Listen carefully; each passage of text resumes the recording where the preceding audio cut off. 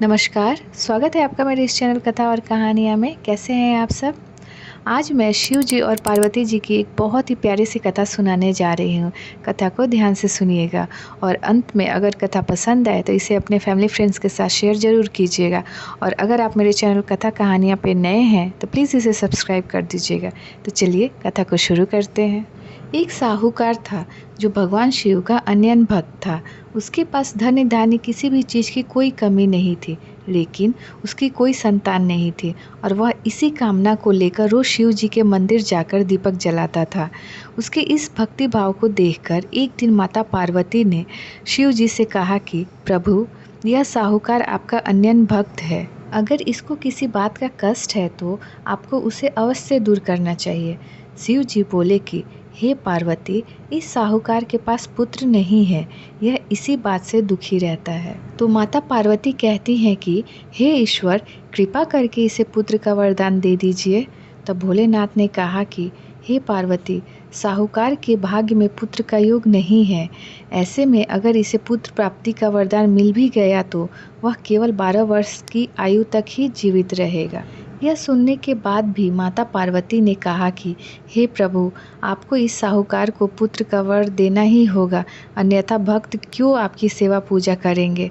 माता के बार बार कहने से भोलेनाथ ने साहूकार को पुत्र का वरदान दे दिया, लेकिन यह भी कहा कि वह केवल 12 वर्ष तक ही जीवित रहेगा। साहूकार यह सारी बातें सुन रहा था, इसीलिए उसे ना तो खुशी हुई और ना दुख। वह पहले की तरह ही भोलेनाथ की पूजा अर्चना करता रहा। उधर सेठानी गर्भवती हुई और 9वें महीने में उसे सुंदर से बालक की प्राप्ति हुई। परिवार में खूब हर्षोल्लास मनाया गया, लेकिन साहूकार पहले की तरह ही रहा।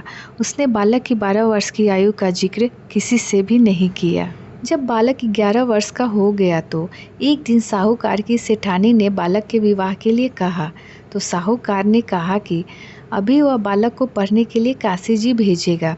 इसके बाद उसने बालक के मामा जी को बुलाया और कहा कि इसे काशी पढ़ने के लिए ले जाओ और रास्ते में जिस भी स्थान पर रुकना वहाँ यज्ञ करते और ब्राह्मणों को भोजन कराते हुए ही आगे बढ़ना।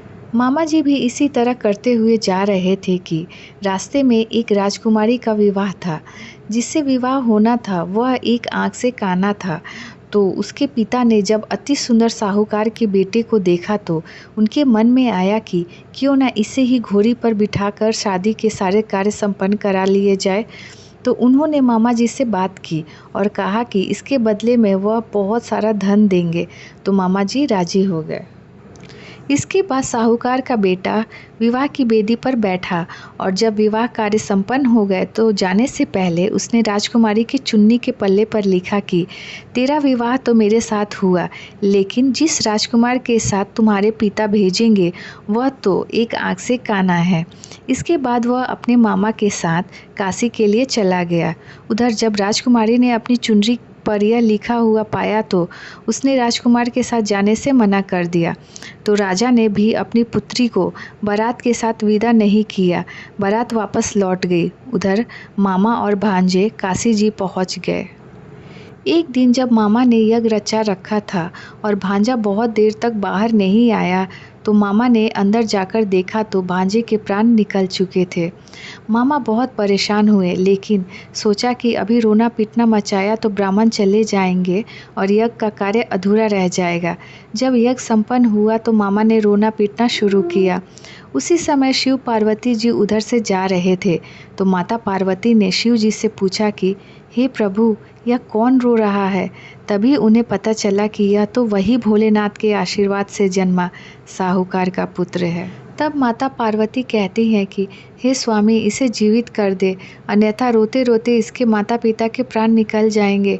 तब भोलेनाथ ने कहा कि हे पार्वती, इसकी आयु इतनी ही थी सो वह भोग चुका है, लेकिन माँ के बार बार आग्रह करने पर भोलेनाथ जी ने उसे जीवित कर दिया। लड़का ओम नमः शिवाय करते हुए जाग उठा और मामा भांजे दोनों ने ईश्वर को धन्यवाद दिया और अपनी नगरी की ओर लौटे। रास्ते में वही नगर पड़ा और राजकुमारी ने उन्हें पहचान लिया।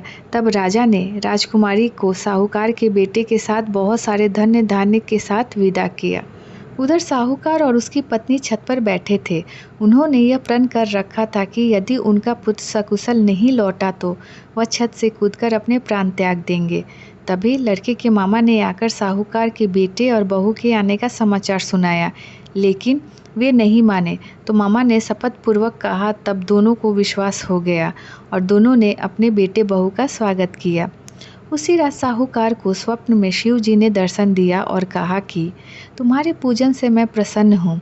इसी प्रकार जो भी व्यक्ति इस कथा को पढ़ेगा या सुनेगा उसके समस्त दुख दूर हो जाएंगे और मनवांछित सभी कामनाओं की पूर्ति होगी। तो उम्मीद करती हूँ कि यह छोटी सी प्यारी कथा आपको पसंद आए और आप इसे ज़्यादा से ज़्यादा अपने फैमिली फ्रेंड्स के साथ शेयर करें। और अगर आप मेरे चैनल कथा और कहानियाँ पर नए हैं तो इसे सब्सक्राइब करना ना भूलें। तो चलिए फिर मिलते हैं एक नई कथा कहानी के साथ। तब तक हर हर महादेव।